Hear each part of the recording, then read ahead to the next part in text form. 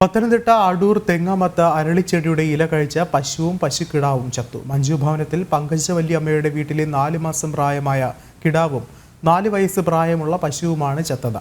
പോസ്റ്റ്മോർട്ടത്തിലൂടെയാണ് അരളി ഇലയിൽ നിന്നുള്ള വിഷാംശം ഉള്ളിൽ ചെന്ന് മരണം സംഭവിച്ചതെന്നാണ് കണ്ടെത്തൽ.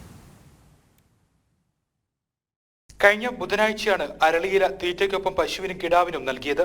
സമീപത്തെ വീട്ടുകാർ വെട്ടിക്കളഞ്ഞ അരളിച്ചെടിയാണിത്. തുടർന്ന് പശുവും കിടാവും ദഹനക്കേട് ലക്ഷണങ്ങൾ പ്രകടിപ്പിച്ചു. മൃഗാശുപത്രിയിൽ നിന്നും മരുന്ന് വാങ്ങി നൽകിയെങ്കിലും വ്യാഴാഴ്ച പശുക്കിടാവ് ചത്തു.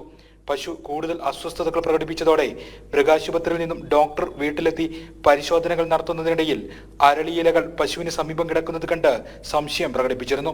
വെള്ളിയാഴ്ചയോടെ പശുവും ചത്തു. പശുവിന്റെ കണ്ണ് പഴുക്കുകയും രക്തം പുറത്തു പോവുകയും ചെയ്തിരുന്നു.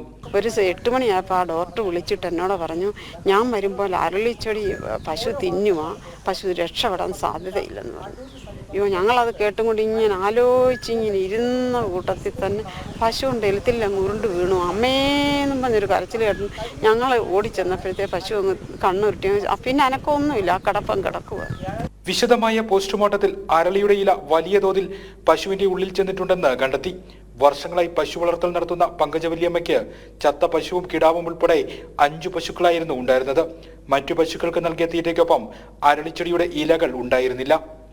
ജനം, പത്തനംതിട്ട.